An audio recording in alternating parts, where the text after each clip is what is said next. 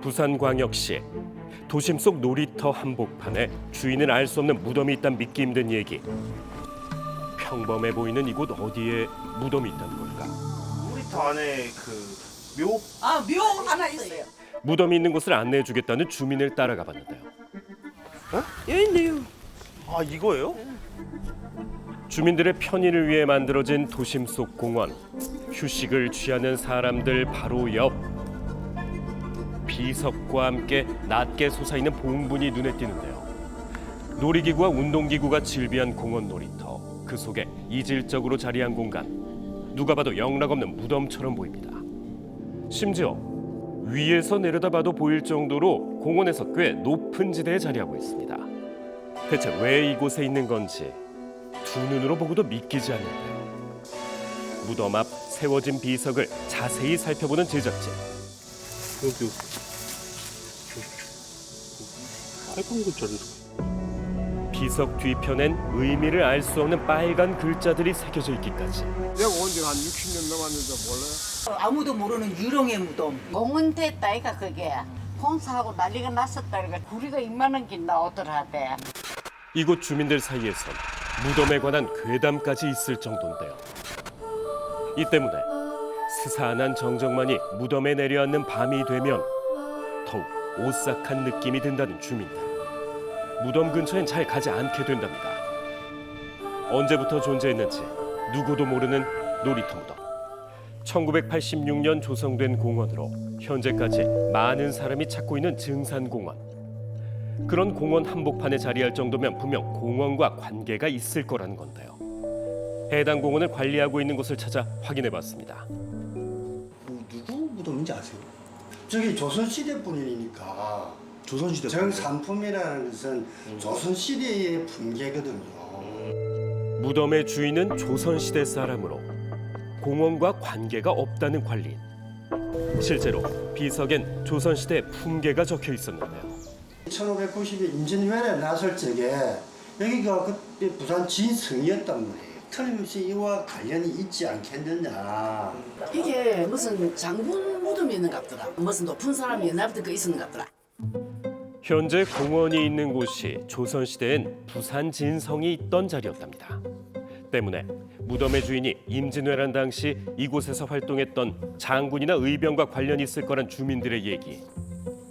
일본군과 첫 전투가 있었던 부산 진성엔 성이 함락된 후 일본군이 쌓은 성벽의 흔적들이 아직도 남아있는데요. 정말일지 전문가에게 물어봤습니다. 이 성 안에 이렇게 개인의 무덤이 이렇게 만들어져 있다는 게 정말 특이합니다. 성 안에 무덤이 있는 경우는 좀처럼 보기 드물다는 전문가. 그래서 이런 식으로 비를 당시에 싸운 사람들을 세우더라도 성 안에 세우는 경우는 거의 없다 이렇게 볼 수 있고, 당시의 군사 체제에서 보게 되면 정산품은 당상관 이상인데 그 당상관 이상의 사람이 동네 부사 외에 조선시대의 부산에는 없습니다. 조선 중기 부산엔 정산품의 직책이 드물었고 동네 부사 역시 시기상 해당 무덤과는 연관이 없어 보인답니다.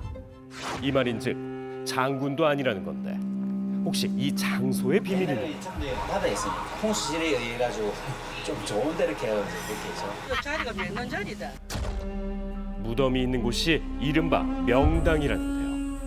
정말 명당이라 이곳에 무덤이 자리한 걸까? 그게 비석을 보니까 통정대부 부염 김공 지무라고 되어 있거든요. 전문 풍수가가 동원됐을 만큼 후손들이 신경을 썼다는 무덤의 주인 부령김 씨. 족보를 연구하는 사람이라면 뭔가 알고 있지 않을까. 부안김 씨 족보를 제작하는 곳을 찾았습니다. 요 무덤의 좀 주인분을 찾고 싶어서. 네, 뭐 놀이터네요.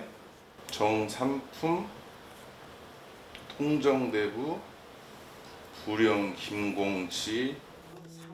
현재는 부안김 씨로 불리고 있는 부령김 씨. 공파가 있고. 의문의 빨간 글자가 가득했던 비석 뒤편을 확인해 보는데 족보에 썼던 그 글씨가 그대로 있어요. 증손자가 두실이에요. 족보와 동일한 글자가 비석에도 쓰여져 있답니다. 이렇게.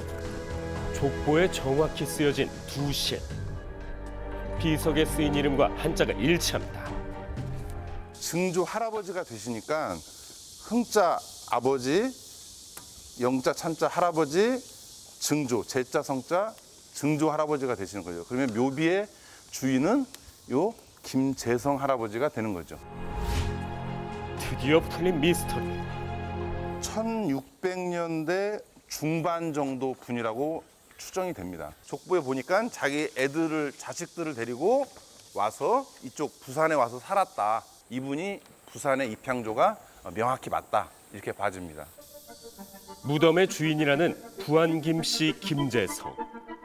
전라북도 부안을 본관으로 삼는 부안 김씨 중에선 부산에 최초로 정착한 사람이랍니다. 그렇게 중요한 선조가 왜 놀이터에 자리하게 된 걸까?